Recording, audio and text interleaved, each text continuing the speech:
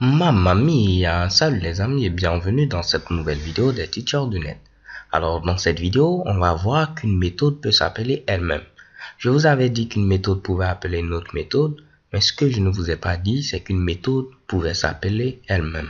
On va le voir rapidement, on parle tout simplement de récursivité. Ok?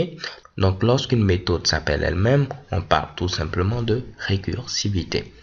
Pour ce faire, on va créer un programme très simple qui va permettre d'avoir le factoriel d'un nombre. Donc, premièrement, il faut savoir qu'est-ce que le factoriel. Si je vais avoir le factoriel de 4, qu'on note ici 4 suivi ici d'un point d'exclamation, donc factoriel de 4 ou bien 4 factoriel, c'est tout simplement 4 multiplié par 3, multiplié par 2, multiplié par 1. Ou bien on pouvait l'écrire autrement, ce sera 1 multiplié par 2, multiplié par 3, multiplié par 4. Donc là, au lieu de mettre 1, j'ai mis un point d'exclamation. On peut avoir ici cette notation ou cette notation, on aura le même résultat vu que la multiplication est à ce niveau-là commutative. Donc vous voyez, si je veux maintenant avoir le factoriel de 5, ce sera très simple. Le factoriel de 5, c'est égal ici à quoi? Il est égal à 5 multiplié par 4, multiplié par 3, multiplié par 2, multiplié par 1. Ou tout simplement 1 fois 2 fois 3 fois 4 fois 5. Donc pas de souci à ce niveau-là. Il y a deux choses que vous devez savoir, c'est quoi? C'est que le factoriel de 0 est égal ici à 1 et le factoriel de 1 est bel et bien évidemment égal ici à 1. Donc factoriel de 0 c'est 1 et factoriel de 1 ici 1. Donc une fois qu'on a cela en tête, on peut écrire notre petite méthode factorielle. Donc je vais mettre ici, ma méthode va retourner un entier, elle va s'appeler ici factoriel et elle prend en paramètre également un entier. Première des choses, il faut que mon nombre soit un entier positif. Donc je vais dire si le nombre est inférieur à 0, alors là il faudra écrire quelque chose, il faudra dire à l'utilisateur que le nombre doit être un entier positif. Donc j'ai mis à ce niveau-là, le nombre doit être un entier supérieur à 0. Dans le cas contraire, c'est que tout est bon. On pourra maintenant traiter ce que l'utilisateur a donné comme valeur et retourner le factoriel. Donc tout ce que j'aurai à faire, c'est utiliser une boucle for. Le i va commencer ici à partir de 1. Le i va s'arrêter ici à notre fameux nombre lui-même. Et à chaque tour de boucle, on ajoute ici 1 à notre fameux i. Il me faut maintenant une variable qui va contenir le résultat. Donc là, je vais déclarer ma variable à ce niveau-là et je vais l'appeler ici res. Par défaut, ma variable va valoir ici 1. Et à chaque fois qu'on fait le tour de boucle, on prend ce qu'on a au niveau de res, on multiplie par i et on le met ensuite au niveau de res. Et là, pour terminer, je retourne res. Qu'est-ce qui se passe à ce niveau-là? Ce que je dois avoir, c'est quoi? Si je veux le factoriel de 5, c'est 1 fois 2 fois 3 fois 4 fois 5.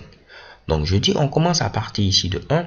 Tu me prends ici le i, donc i va valoir 1, tu le multiplies par res. Cela va faire 1 fois 1. Donc au niveau de res, on aura ici tout simplement ici 1. Donc au niveau de res, on aura ici 1. Ensuite, je dis, le i maintenant passe à 2, puisqu'on a l'incrémentation. Tu auras maintenant ici 2 multiplié par ce qui est dans res. Qu'est-ce qu'il y a dans res? C'est 1. Donc on aura ici 1 multiplié par 2. Ensuite, le i ici passe à 3. Donc tu auras ici 3 multiplié par ce qu'il y a dans res et tu le mets aussi au niveau de res. Donc tu auras ici multiplié par 3. Et vous l'aurez compris, on aura 1 fois 2 fois 3 fois 4 fois 5. Donc là, j'ai des erreurs. Pourquoi? Parce qu'à ce niveau, premièrement, je dois mettre statique. Et ensuite, vu que j'ai dit que ma fameuse méthode doit retourner un entier, ici, je ne retourne pas un entier, je ne retourne rien lorsque le nombre est inférieur à 0. Donc, vu que je suis censé retourner un entier, je vais retourner ici -1 pour dire que quelque chose de mauvais s'est passé. Donc là, je n'ai plus de problème à ce niveau-là. On va maintenant tester notre fameuse méthode. Donc, je n'aurai qu'à mettre un petit système.out.println. Et là, tu n'auras qu'à m'afficher le résultat qui sera retourné par le factoriel de 5. Factoriel de 5, normalement, j'ai comme valeur 120. Si je mets ici 4, je dois avoir comme résultat 24. Et chez Kebom, j'ai comme résultat 24. Parce que 4 fois 3, j'ai 12. 12 fois 2, j'ai bel et bien ici 24. Une autre manière de le faire, parce qu'ici, il fait par exemple 1 fois 2 fois 3 fois 4. Si vous voulez 5 fois 4 fois 3 fois 2 fois 1, si c'est le factoriel de 5, il faudra commencer ici à partir de nombre. il faudra s'arrêter si le nombre à ce niveau-là est strictement supérieur ici à 1. Et là, en lieu et place d'une incrémentation, ce sera une décrémentation. Je relance l'exécution de ce code et chez Kebom, on a le même résultat. Si je remonte ici et que je mets 5, lançons l'exécution de ce code. Chez Kebom, j'ai bel et bien 120. Donc, si je mets également le factoriel de 0, je dois avoir 1. Je lance l'exécution de ce code et chez Kebom 1. Je mets le factoriel de 1, je dois avoir normalement 1. J'ai comme résultat également 1. Le factoriel de 2, je dois avoir 2. Je lance l'exécution 2. Le factoriel de 3, je dois avoir 6. Je lance l'exécution et chez Kebom 6. Donc, tout fonctionne ici à la perfection.